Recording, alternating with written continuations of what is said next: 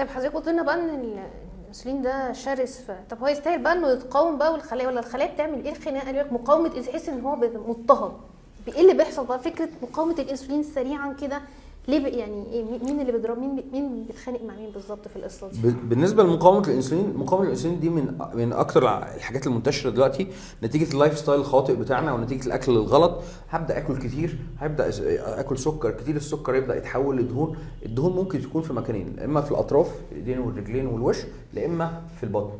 فبالتالي دهون البطن دي من اكتر الحاجات اللي بتسبب لي المشاكل الصحيه. يعني اما نقول اكتر سبب للسكر، اكتر سبب للتصلب الشرايين، اكتر سبب لارتفاع نسبه الدهون في الدم، اكتر سبب لزياده الضغط فبالتالي الدهون البطن دي نتيجه زياده السكر. اكلت سكر كتير، اكلت دهون كتير، اكلت اكل غلط كتير. الاكل الغلط ده عمال يحفز الانسولين عمال يرسب الدهون في منطقه الكرش. هيبدا زياده الكرش ده هتبدا تزود حاجه الفاتي اسمها الفاتي اسيد، اللي هو الحمض الدهني. الحمض الدهني ده اللي هو ابسط شكل من اشكال الدهون. طب ده لو زاد هيحصل فيه ايه يعني؟ لا، ده هيزيد في الدم. زيادته في الدم دي بتبدا تعمل شكل من اشكال مقاومه الانسولين. يعني الانسولين عايز يشيل الجلوكوز كده ويخش بيه الخلايا يحرقه، يجي الفاتي اسيد او الحمض الدهني ده يقف قدام الخلايا. ما انتش داخل.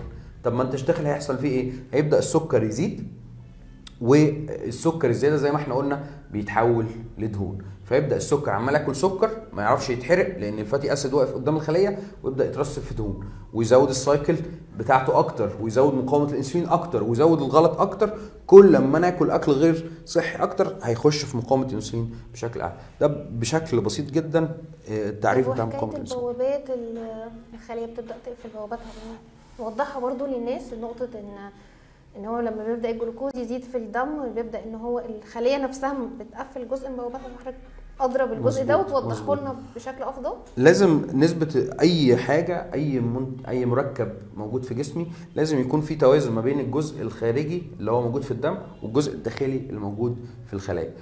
وليه تركيز معين لازم يكون جوه او بره.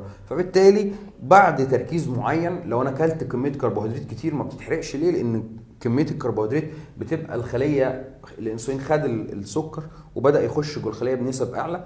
فبالتالي زي ما تقول كده الخليه استكفت. انا عندي سكر كتير قوي وتركيز كتير قوي من السكر، فبالتالي انا مش هقبل نسب سكر اكتر. فبتبدا زي ما الدكتور قالت ان هي بتقلل كفاءتها او تقلل قدرتها لاستيعاب سكر اكتر، فيبدا يتراكم السكر ده في الدم. فالسكر المتراكم يبدا يتحول لدهون. لا البنكرياس بيأثر عليه ولا عادي يعني الخناقه دي؟ البنكرياس يعني طبعا في الاول البنكرياس هيبدا يتعب على نفسه اكتر ويحرق على المكنه اكتر ويحاول يطلع ويشغل افراز الانسولين بشكل اكبر. بس طبعا بعد كده بيبدا يتعب البنكرياس وتسوء حاله مقاومه الانسولين وقد يخش في مرض سكر النوع الثاني. يعني في الاول ما بتبانش الدنيا قوي، يعني هو البنكرياس يعني عمال يعافر ويناضل وانت شايف ان الدنيا عادي وسكرك تمام وان انت زي الفل وبتاخد سكريات زياده، والسكر سكته مش سالكه، يعني مش عارف يخش الخليه ويتحول لطاقه وفي دوامه كبيره جدا. فللاسف بتبان الحاله دي. يعني ممكن بعض الناس بيبقى في تحاليل لمقاومه الانسولين والكلام ده كله، بس للاسف الناس بتكتشف يعني ما يكون ربنا كريمها قوي ممكن تكتشف هي يعني عندها السكر، هي مش بتتابع. وكمان في ناس بتكتشف موضوع السكر ده متاخر جدا، لان طبعا هو ليه اصلا سبحان الله يعني خلينا ان احنا الجلوكوز ما يقعدش في الدم، ما يخليه قاعد، ما يعني هينفع طاقه، لكن طبعا في خطر ان نسبه السكر تبقى عاليه في الدم، بتعمل التهابات، بتعمل مشاكل. فبيبدا الناس اصلا تكتشف موضوع السكر ده بعد فتره. عشان كده برضو يا دكتور ننصح ان احنا يعني نتابع لو في تحليل يتعمل لمقاومه الانسولين اسمه بالظبط هما اي ار.